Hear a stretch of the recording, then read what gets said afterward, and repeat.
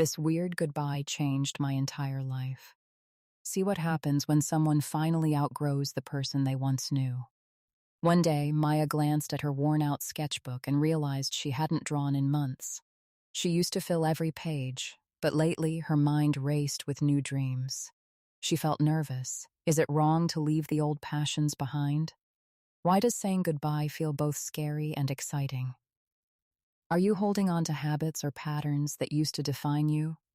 Stay tuned, because we're about to uncover the top signs you're ready to become someone new. Have you ever noticed that something you once loved just doesn't spark any excitement anymore? Like maybe you played soccer every day after school, and it used to be everything. But now, when you pull out your old cleats, you just don't feel that same thrill. Or maybe movies you rewatched 100 times start to feel boring, and you can't even remember the last time you watched one all the way through. That fading excitement is usually a huge sign your interests are changing, and that's not something to fear. It's actually a little window into how you're growing as a person. So let's talk about this very real, very common shift.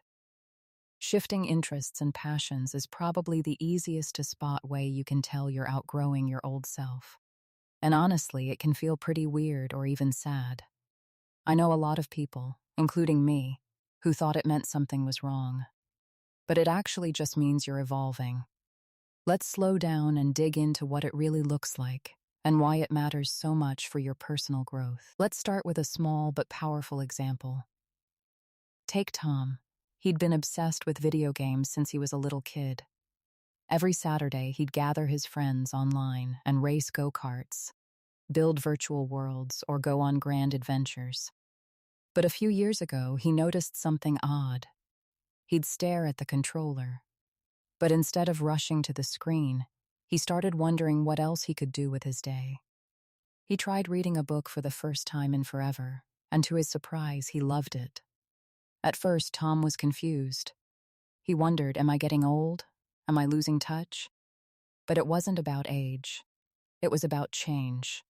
His brain was hungry for something new, and he let himself follow that curiosity. That's what we all need to do when old hobbies fade, while new ones start calling. Think about the last time a friend dragged you to try something you thought you'd hate, like painting, hiking, or learning a new language. Maybe you were shy or awkward, but then, out of nowhere, you found yourself having fun. That's your brain working out what works for you right now, not just what worked when you were younger or in a different phase of life. Interests are a living thing, and if you listen closely, they help shape who you're becoming. Now, changing interests can kick off some big emotional ripples. For a lot of people, it can be scary to leave a group of friends behind, especially if what brought you together is fading. Maybe you bonded over skateboarding or science club, but lately you're more into photography or cooking. Suddenly, conversations shift. You want to talk about the best recipe you tried, but your friends still chat about skate tricks. You might feel out of place or even lonely. That's totally normal. Growing up and growing as a person means sometimes moving on. The challenge is not to lock yourself into something just out of tradition or because it's easy. Instead, you can look at changing interests as a signal you're moving forward. Let's drill down into another example. Mia used to spend her weekends playing piano, but over time she stopped practicing. She worried that giving it up meant she was quitting or letting people down. But when she tried volunteering for an animal shelter, she realized she felt alive in a totally different way. At first, Mia missed the comfort of the piano, and she even mourned it for a while. That's a real feeling. It's okay to celebrate the good times you had with an old passion, but it's also important to honor who you are now. Think about how your values influence what you like. Maybe you used to love wild parties, but now, you're more interested in deep conversations with close friends over coffee. Or maybe cartoons took a back seat to documentaries, or skateboarding gave way to coding. Pay attention to why that change is happening. Sometimes we shift because we've learned something new about ourselves. Maybe you want more calm, or more challenge, or just to try something you never gave yourself permission to explore before. If you notice a pull towards new things, lean into it. Often it's guiding you toward the next stage of your growth. Let's talk practical steps. The first thing is to actually give yourself a chance to try unfamiliar stuff, even if you feel clumsy or unsure. Start by making a list of activities that make you feel curious: baking bread, dancing, photography, building model airplanes, yoga, anything. Pick one thing on that list and try it for an hour without any expectation of being good at it.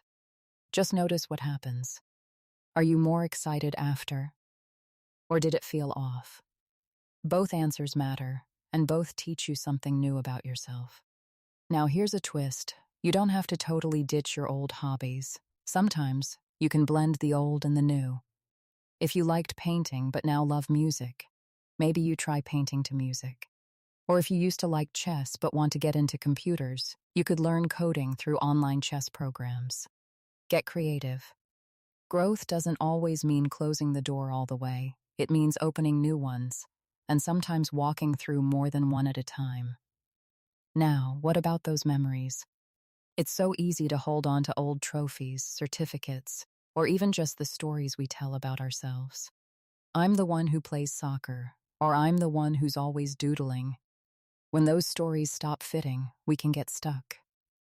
It's totally valid to feel sad for the person you once were. You can celebrate those versions, mourn them, and know that growth is never something to be ashamed of. In fact, it's something to be proud of. When you look back, you'll see how each interest added a brick to the foundation of who you are becoming. There's something else here, too. How interests change who you hang out with. As you chase new passions, your social circles might shift. That's not you abandoning people or being fake. It's just a natural side effect of growing. Try to have open conversations with friends when you feel like you're moving in different directions. Sometimes they're changing too, and you can support each other. Other times, it's okay to grow apart and make room for new connections that better reflect who you're becoming now. And remember, discomfort is normal. The first time you walk into a new club, community, or hobby group, you might feel like you don't belong. That's true for everyone at the start.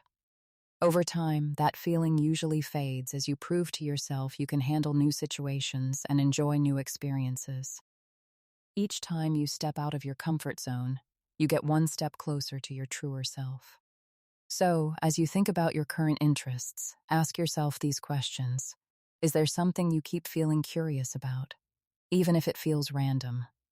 Which old hobbies make you feel bored or frustrated instead of energized? And what's one new thing you could try this week, just for the fun of it? You might be surprised by how much you'll discover about yourself. But remember, changing interests is just the beginning. Sometimes, when your hobbies shift, your relationships shift with them. That next step can be even more challenging and more rewarding. So, what happens when the people in your life start to feel like they're part of your past, not your future?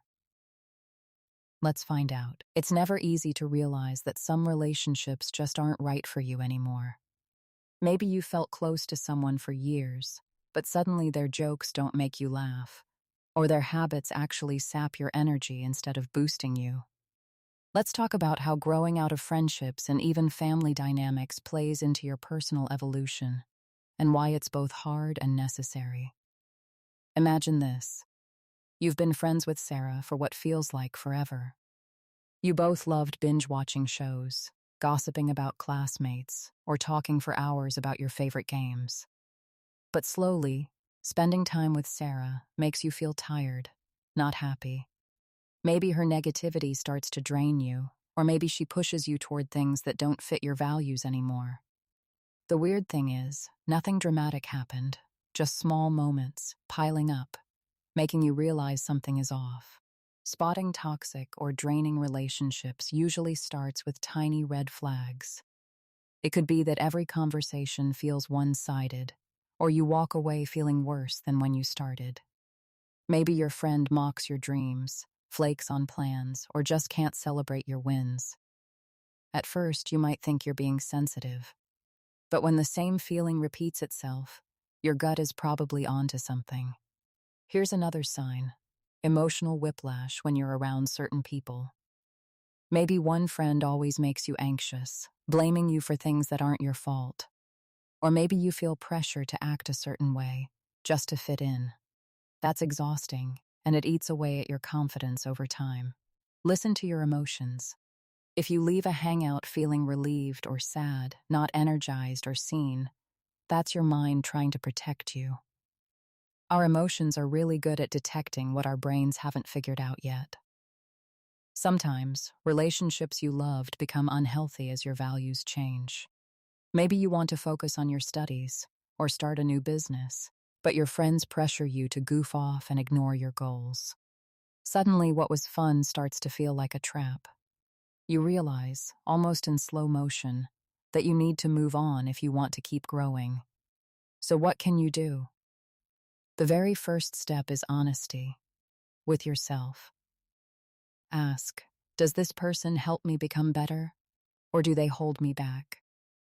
Sometimes it's hard to answer because you care about the other person, but your future self will thank you for facing the truth. After that, it's about setting boundaries, and that's rarely easy. You might dread a tough conversation, a heart-to-heart where you finally say, I need to focus on different things right now, or I feel like we're heading in separate directions. Yeah, it's intimidating. You might rehearse your words in your head a dozen times, worrying, will they think I'm a bad friend? But remember, protecting your energy isn't mean or selfish. It's a sign you respect your growth and your needs. If talking it out feels impossible or unsafe, you can also start by making gentle changes, spending a little less time with someone, or not replying to negativity. You're allowed to ease out of old dynamics without dramatic confrontations every time. Often those little changes give both people space to notice what's really happening. What about family or close friends you can't just leave behind? That's a trickier road. With family, sometimes you can't take as much space as you'd like, but you can still set small boundaries.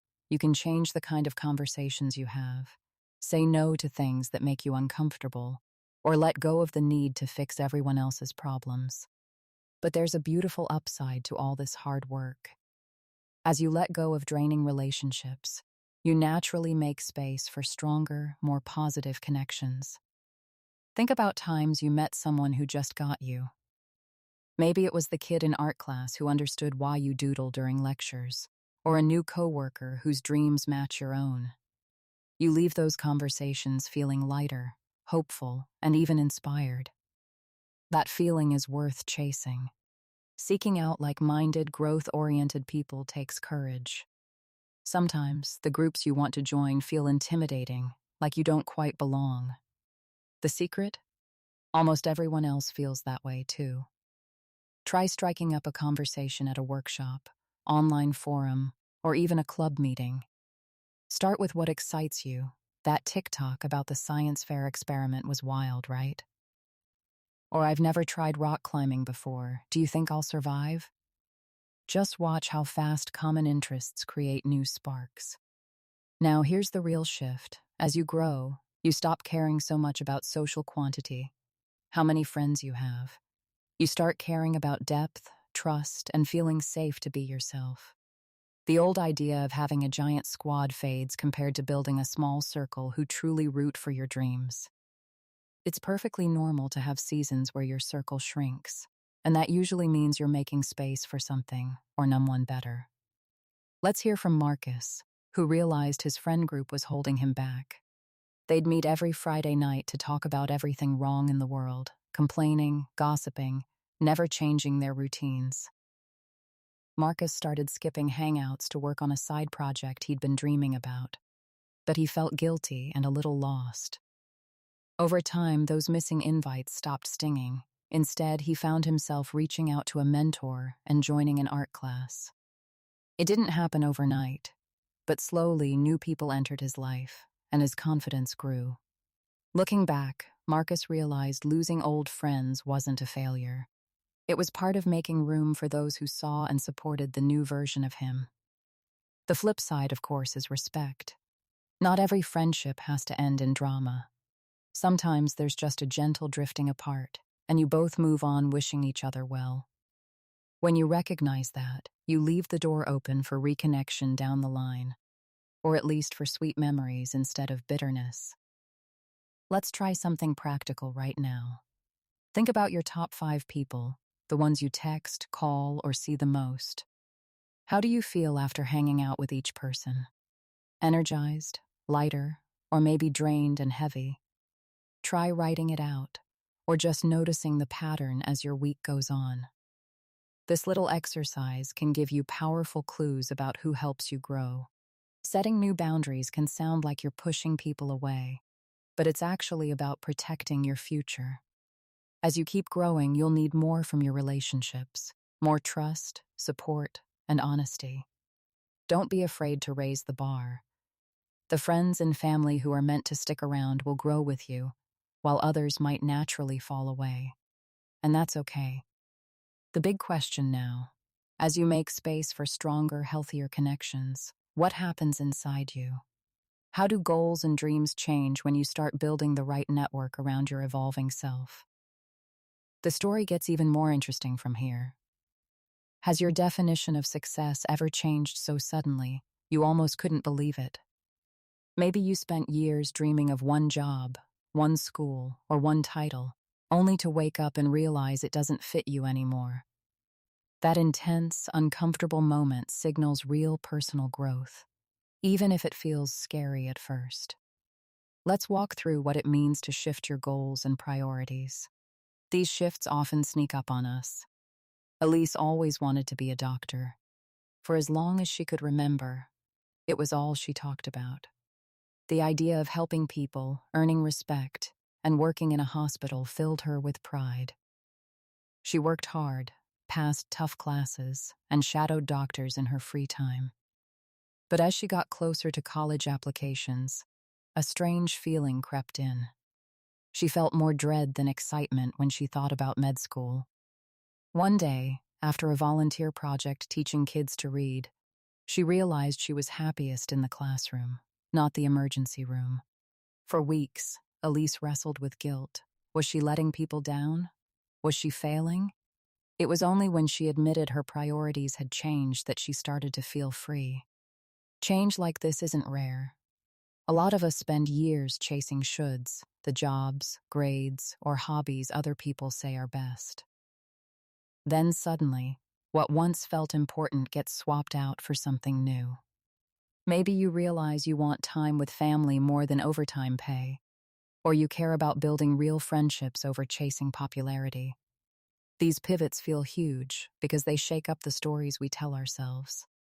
But they also give you an incredible chance to write a new story, one that fits your true self even better. So what helps you spot these changes as they happen?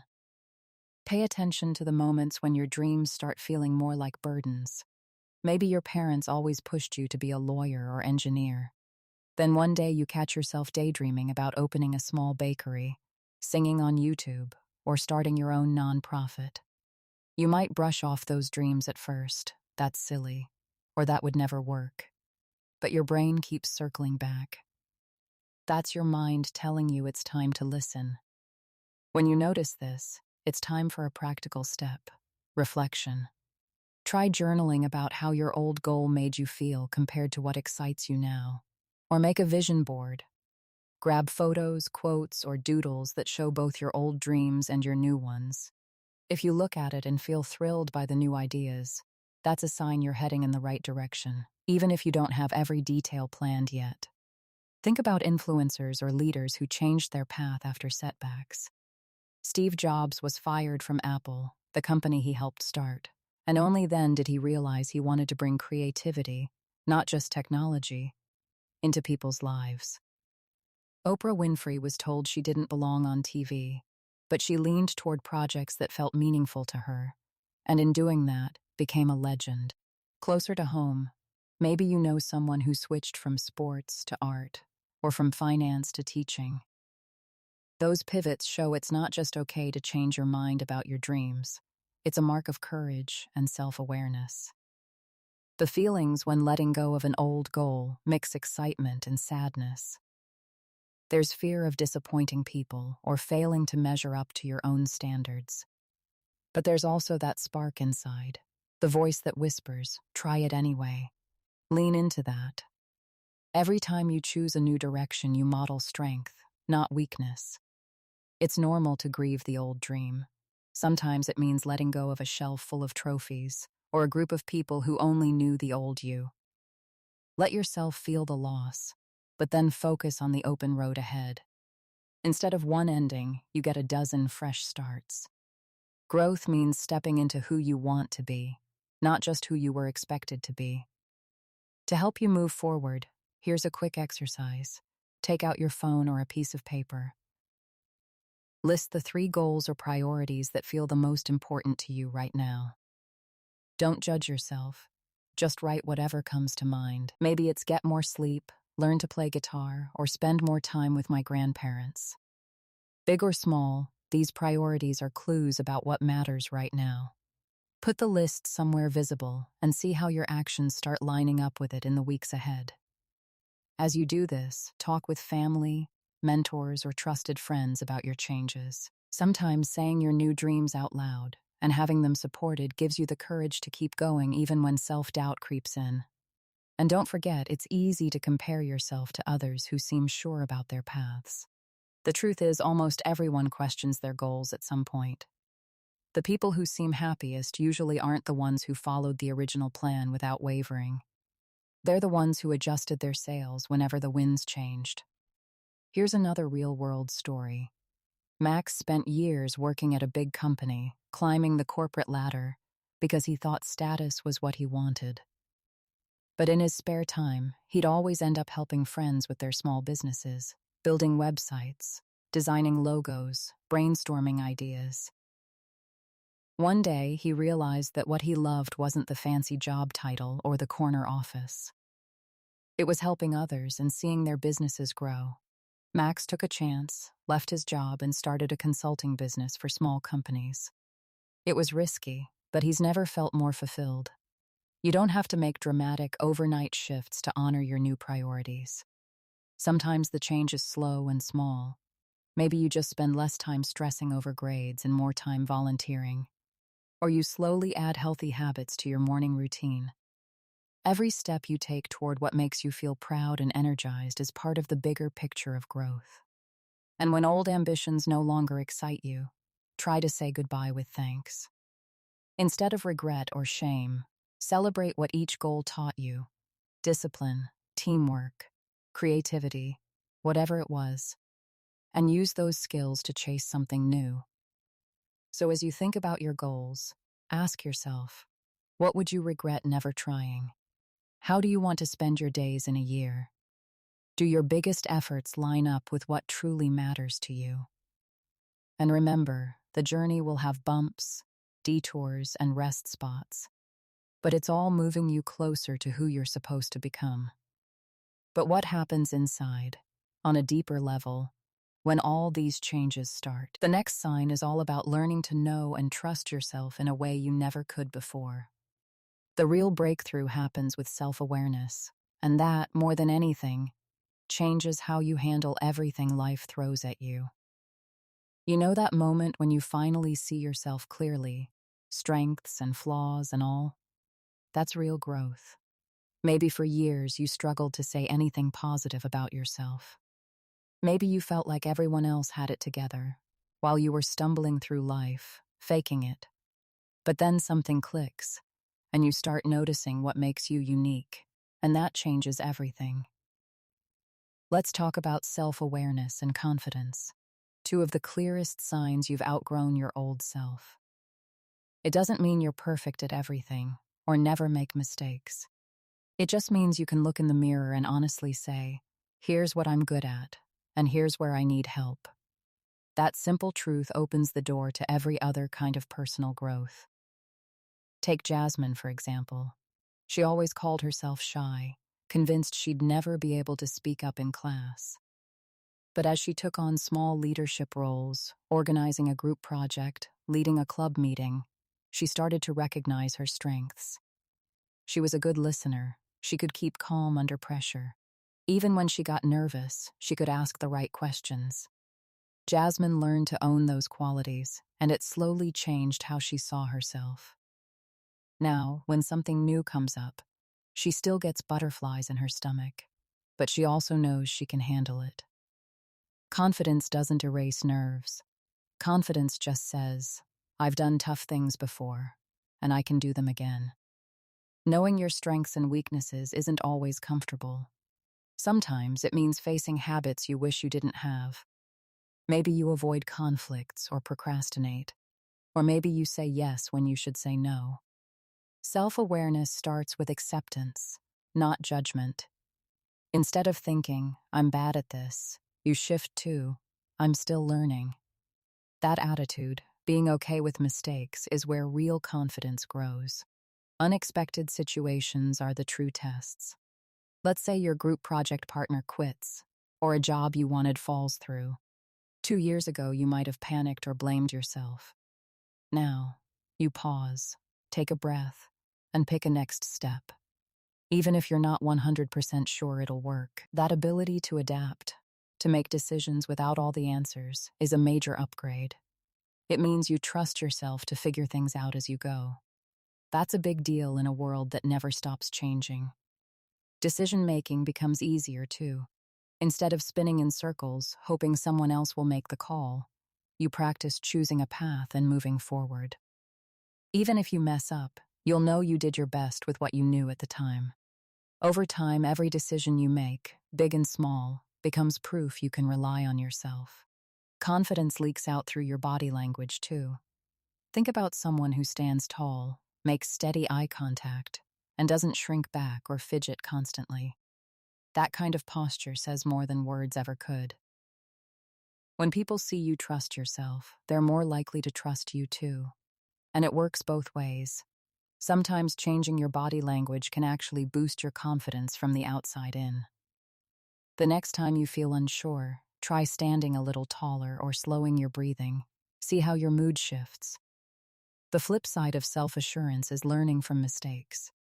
It's normal to look back on old decisions and cringe a little. Maybe you said something hurtful, or missed a chance you wish you'd taken. But now, instead of ignoring those moments or hiding from them, you pause, reflect, and ask, what did this teach me? You forgive yourself. You try to make things right, when you can, and you treat your stumbles as lessons, not proof you'll always fail. Every mistake is just another brick in the foundation of who you're becoming. Let's try this. Think about the last time you surprised yourself. Maybe you said yes to something that scared you, or spoke up when you usually stayed quiet. How did it feel? Nervous? Triumphant? Both? Those moments build your confidence step by step. The more you lean into them, the more you start to believe in your ability to handle whatever comes next. Surrounding yourself with the right support matters too. It's much easier to recognize your qualities and make strong choices when you have people around you who see the best in you.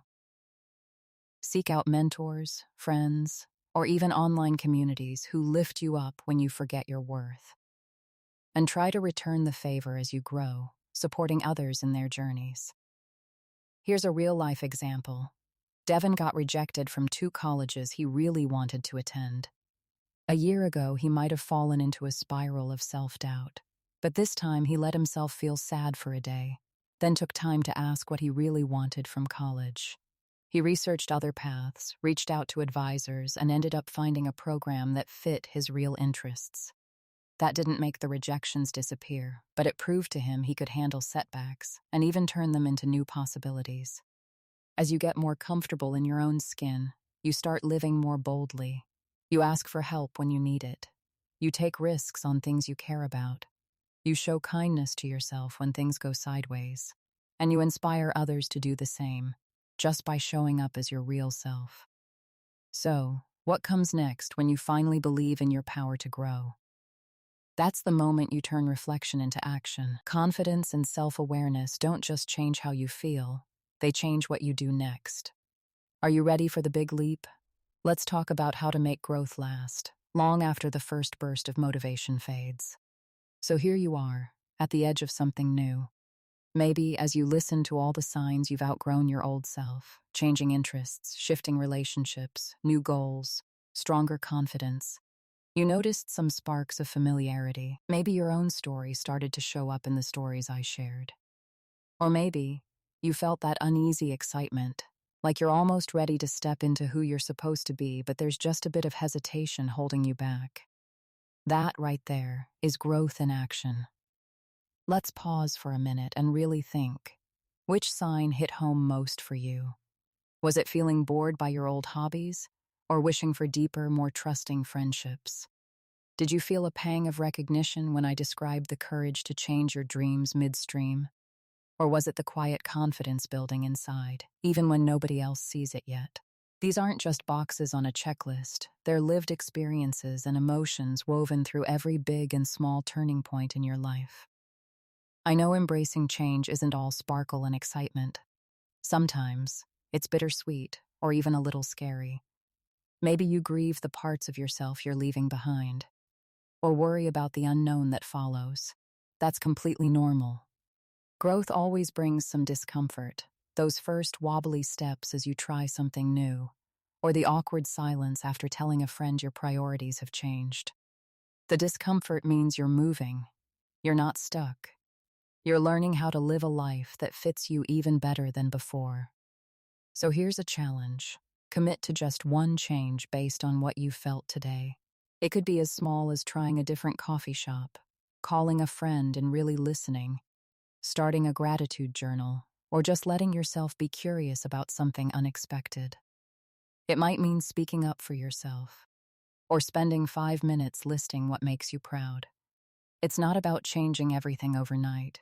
It's about taking the next right step. And remember, you don't have to do it all alone. Personal growth isn't a solo mission. Find people who support you, family, friends, mentors, or even strangers in online communities. Look for books, podcasts, or meetups that inspire you. Let yourself be lifted by the voices and experiences of others who are on the same road. There's no shame in asking for help or admitting that you're figuring things out as you go. We're all works in progress. If you're feeling overwhelmed, remind yourself that transformation doesn't work on a timer. Some days, you'll surge ahead. Other days, you'll want to hide under the covers. That's okay. What matters is returning again and again to curiosity. What else could you try? What do you still want to learn?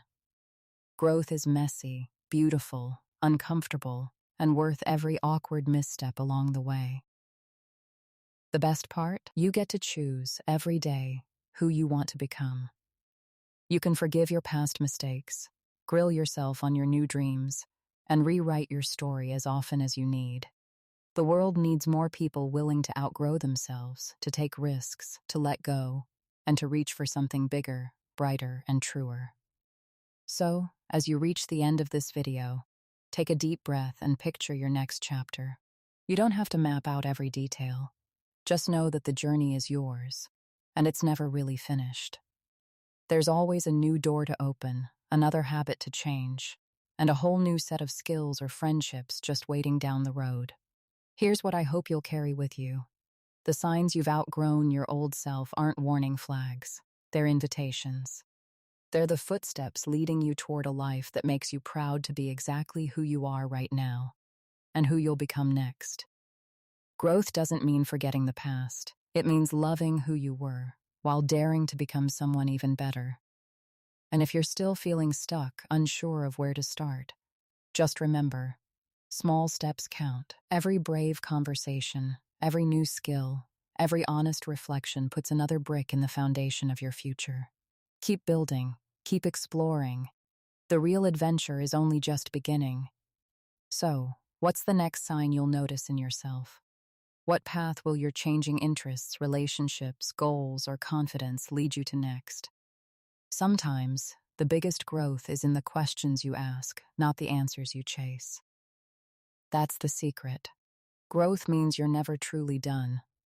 What else could you become if you simply said yes to what excites you most?